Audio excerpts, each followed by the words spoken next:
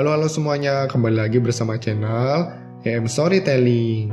Di sini Mimin akan membahas tentang sifat, masa lalu, dan kekuatan 10 keluarga agung Tower of God. Di video ini ada sedikit spoiler ya guys. Oke, tanpa basa-basi lagi, kita mulai ceritanya. Yang pertama, Arihon. Biodata dari Arihon. Nama, Arihon dari keluarga Ari. Status menara, aktif. Terlahir di luar menara dan keberadaannya di dalam menara sebagai irreguler. Spesies manusia. Jenis kelamin laki-laki. Tingginya 187 cm.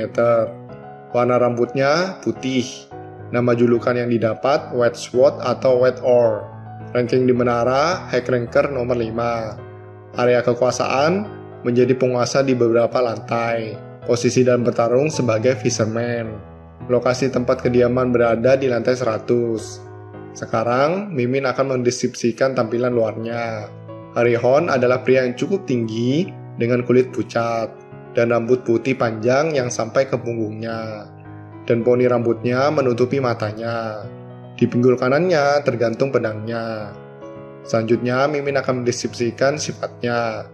Arihon orangnya itu sangat sederhana, elegan dan santun. Bahkan dalam perkelahian pun, Arihon tetap elegan dan indah.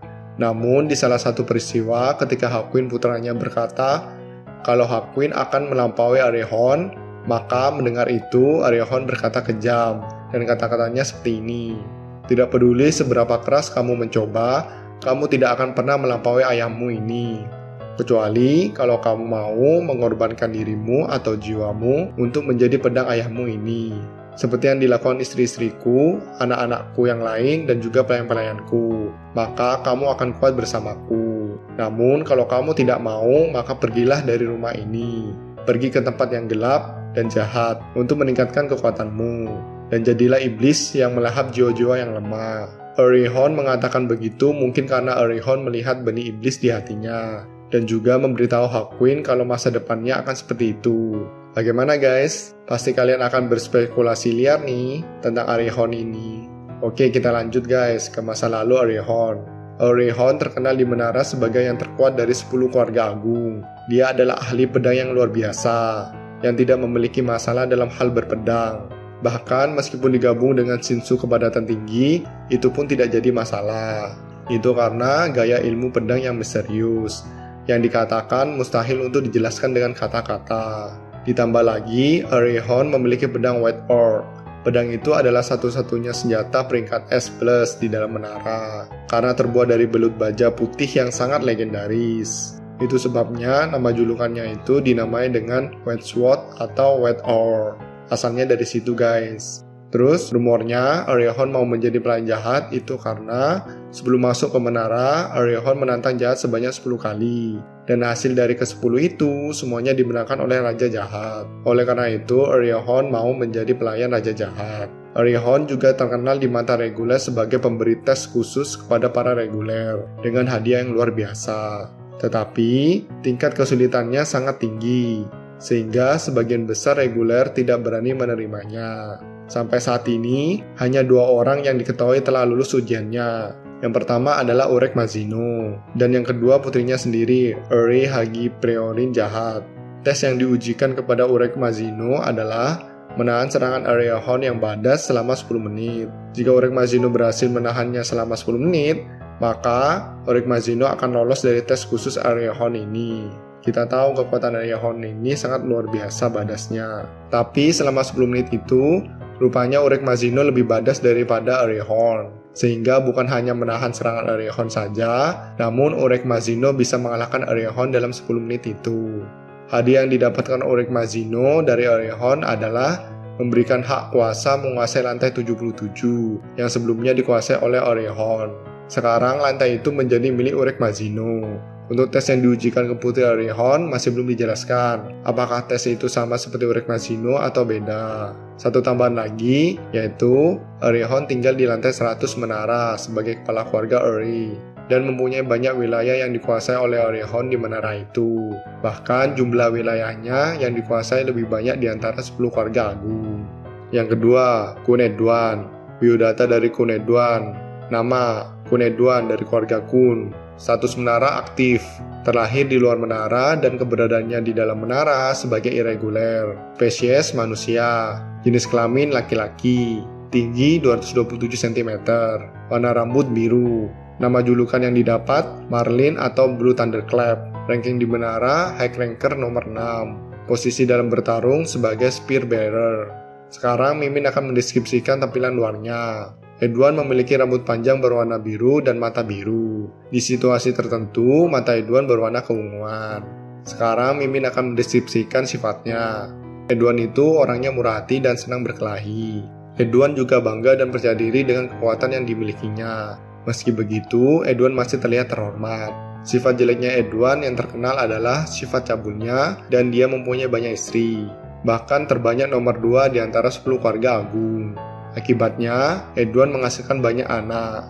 Kalau dihitung-hitung, kira-kira jumlah anaknya itu sampai ribuan. Karena anaknya sangat banyak, maka muncullah sebuah perkelahian resmi. Dan perkelahian itu diadakan 1 tahun sekali. Bagi anak yang menang akan diakui anak sejati serta mendapat lambang keluarga. Namun yang kalah ditelantarkan dan tidak mendapatkan lambang keluarga. Bahkan parahnya lagi, meski anaknya dibunuh, asalkan Edward masih mempunyai wanita dan anggur, Edward tidak peduli sama sekali. Selanjutnya, Mimin akan menjelaskan kekuatan Edward. Sebelum Andrew muncul, Edward dianggap sebagai Spear Bearer terkuat sepanjang sejarah menara. Nama tombaknya adalah Mago. Dan ketika diaktifkan, daya kerusakannya meningkat menjadi tidak wajar. Serta, Shinsu yang dikontrolnya sangat cepat dan memiliki daya listrik yang luar biasa. Rumornya, saat Edward satu tim dengan Blood Minder, tidak ada yang bisa mengalahkan mereka. Edward juga mempunyai kemampuan bertarung jarak dekat yang hampir setara dengan Fisherman Raja Jahat. Buktinya ada di pertarungan lantai tersembunyi kereta neraka, saat data Edward melawan data jahat. Kualitas Shinsu atau original Shinsu Edward sangat luar biasa di antara 10 keluarga agung. Saat Edward masih muda, Edward menguasai 3 kualitas Shinsu atau original Shinsunya sendiri, yaitu listrik, es, dan satunya masih belum diketahui. Selanjutnya, Mimin akan menjelaskan asal-usul kenapa Kun Edward bisa mendapatkan julukan Marlin atau Thunderclap. Yang pertama, julukan Marlin. Julukan ini didapat saat Kun Edward mengeluarkan tombak terkuatnya yang besar yang bernama Mago. Saat Mago diaktifkan dan dilempar, kerusakannya yang ditimbulkan dikatakan bisa menembus setengah menara. Julukan yang kedua yaitu Thunderclap. Julukan ini didapat saat Kun Edward mengontrol atribut original Shinsunya, sehingga seluruh tubuhnya mengeluarkan listrik. Saat tubuhnya mengeluarkan listrik dan dipakai dalam pertempuran, maka akan meningkatkan kecepatan serangan dan juga menghasilkan daya listrik yang luar biasa. Informasi tambahan selanjutnya adalah Kun Edward juga terkenal sebagai kolektor yang mengumpulkan item-item peringkat tinggi di menara. Ini dibuktikan dengan putranya Kun yang di animenya menjara gudang harta milik Kun Edward sebelum masuk menara. Salah satunya adalah tas yang dibawa Kun itu. Yang ketiga, Hayurin. Biodata dari Hayurin. Nama, Hayurin dari keluarga H. Status menara tidak aktif. Terlahir di luar menara dan keberadaan di dalam menara sebagai irreguler. Spesies manusia. Jenis kelamin wanita. Tingginya 190 cm. Warna rambutnya hitam. Nama julukan yang didapat Snakehead. Ranking di menara High Ranker nomor 10. Posisi dalam bertarung sebagai Fisherman atau Scout. Sekarang Mimin akan mendeskripsikan tampilan luarnya. Wajah Hayurin tidak terlihat jauh lebih tua dibandingkan wajah cicitnya bernama Yuri Jahat. Postur badannya sangat tinggi dibandingkan wanita pada umumnya. Rambutnya berwarna hitam, dan kulitnya berwarna putih pucat. Selanjutnya, Mimin akan mendeskripsikan sifatnya. Hayurin dikatakan bahwa dia memiliki kepribadian yang sangat agresif dan berani, dan mempunyai sisi lembut seorang ibu. Itu dibuktikan dengan Hayurin telah menunjukkan kepeduliannya terhadap Hayuri, saat Hayurin mengetahui bagaimana susahnya Yuri Jahat menjadi putri jahat. Selanjutnya, Mimin akan menjelaskan masa lalu Hayurin. Hayurin memiliki 2 anak kembar, hasil dari hubungan dengan Arihan. Namun Hayurin dan Arihan tidak menikah, meskipun mereka dikaruniai 2 anak. Dan Hayurin seterusnya tetap tidak menikah, meskipun Hayurin menjalani berbagai hubungan dengan pria yang lain. Tetapi hubungan yang dilakukan Hayurin tidak ada satupun hubungannya yang bisa membuat Hayurin mengandung lagi. Kejadian ini dalam kasus 10 keluarga agung sangatlah jarang. Oleh karena itu, keluarga H tidak memiliki banyak keluarga cabang, dan cabang utama keluarga berpusat di sekitar 2 putri Yurin. Akhir-akhir ini, semenjak Hayurin menjadi kepala keluarga H, Hayurin menghentikan semua kegiatannya di menara dan menikmati hari-harinya di rumah utama, sehingga Hayurin dikatakan sudah tidak aktif lagi. Selanjutnya, Mimin akan menjelaskan kekuatan Hayurin. Hayurin memiliki gaya bertarung yang kasar tetapi cerdas, dan fisiknya yang sangat kuat. Karena fisiknya kuat sekali, maka Hayurin dapat melakukan tugasnya dengan bagus di posisi scout dan fisherman. Rumornya, Hayurin adalah orang yang pertama yang menggunakan Shinsu untuk memperkuat tubuh seseorang dalam sebuah pertempuran. Yang keempat, Tupir Tepir, biodata dari Tupir Tepir.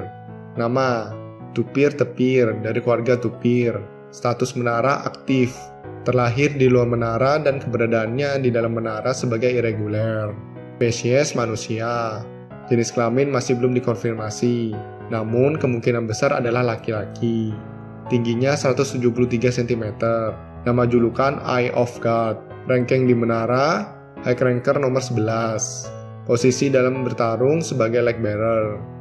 Sekarang Mimin akan mendeskripsikan sifatnya. Tepir orangnya sangat pintar, bahkan menjadi ahli strategi bagi jahat dan 10 keluarga agung ketika mereka semua menaiki menara, serta berpengetahuan, tanggap, banyak akal, dan inovatif. Selanjutnya, Mimin akan menjelaskan masa lalunya. Tepir adalah leg bearer pertama dalam sejarah menara. Sejak jahat mendeklarasikan dirinya sebagai Raja Menara, Tepir menjadi salah satu di antara 10 keluarga agung yang paling aktif dalam menciptakan banyak item bersama Blacksmith. Pengaruh dari Tepir di menara sangat besar, karena Tepir merintis sistem di mana leg bearer bertindak sebagai perantara semua komunikasi di dalam tim. Bahkan ada 2 kreasi buatan Tepir yang sangat terkenal di menara, yaitu Opera dan Eyes of God. Selanjutnya, Mimin akan menjelaskan kekuatan Tepir. Tepir mempunyai otak yang sangat cerdas, dan dia mampu membuat strategi-strategi di dalam atau di luar pertempuran, sehingga jahat dan 10 keluarga agung mempercayakan strategi kepadanya. Tepir juga mampu mengendalikan semua komunikasi di dalam timnya, sehingga dapat menciptakan strategi yang akan menghasilkan kemenangan bagi timnya. Menurut Mimin, kekuatan Tepir seperti itu. Yang kelima, Eurasia Blossom. Biodata Eurasia Blossom. Nama, Eurasia Blossom dari keluarga Eurasia. Terlahir di luar menara, dan keberadaannya di menara sebagai irregular. Spesies manusia. Jenis kelamin wanita. Tingginya 155 cm. Nama julukan yang didapat Flower Shrimp. Ranking di menara, High Ranker nomor 13. Posisi dalam bertarung sebagai wave controller. Sekarang Mimin akan mendeskripsikan tampilan luarnya. Blossom memiliki penampilan seperti anak kecil dan menyukai pakaian flamboyan yang bermotif bunga udang. Nama julukan Blossom didapat dari motif pakaian flamboyannya. Selanjutnya, Mimin akan mendeskripsikan sifatnya. Blossom memiliki kepribadian yang sangat malas. Bahkan kepribadiannya ini menurun ke anggota keluarganya. Ciri khas keluarga Eurasia adalah orangnya yang suka tidur. Contohnya Lauroe. Selanjutnya, Mimin akan menjelaskan masa lalu Blossom. Saat Blossom menaiki menara, Blossom selalu menyerang musuhnya secara langsung di medan perang dengan wave controller tipe ofensif, sedangkan Gustang menggunakan wave controller tipe pendukung. Setelah jahat mendeklarasikan menjadi Raja Menara, Blossom dan Gustang menjalin hubungan sebagai sepasang kekasih, namun dalam waktu yang singkat. Itu karena suatu insiden terjadi saat anak mereka yang bernama Eurasia Ene jahat menjadi gila. Setelah insiden itu, mereka berpisah, dan keluarga Eurasia dan Po Bidang melarang pernikahan antara kedua keluarga. Sekarang mereka bermusuhan, dan keluarga Eurasia menentang sekali pemilihan putri jahat. Selanjutnya, Mimin akan menjelaskan kekuatan Eurasia Blossom. Eurasia Blossom merupakan wave controller terkuat di antara 10 keluarga agung. Blossom juga merupakan prajurit terampil dan kuat. Itu kenapa meski Blossom malas dan suka tidur, Blossom masih berada di peringkat 13. Kemampuan Blossom dalam menggunakan Shinsu sangatlah luar biasa. Bahkan rumornya, kekuatan Eurasia memungkinkan untuk membunuh 99% populasi secara langsung, dengan hanya menaikkan Shinsu di sekitarnya. Untuk video selanjutnya, Mimin akan membuat kelanjutan dari video ini. Bisa dibilang part 2-nya. Oke, sampai di sini dulu ya videonya. Jangan lupa subscribe ya. Terima kasih sudah menonton sampai akhir.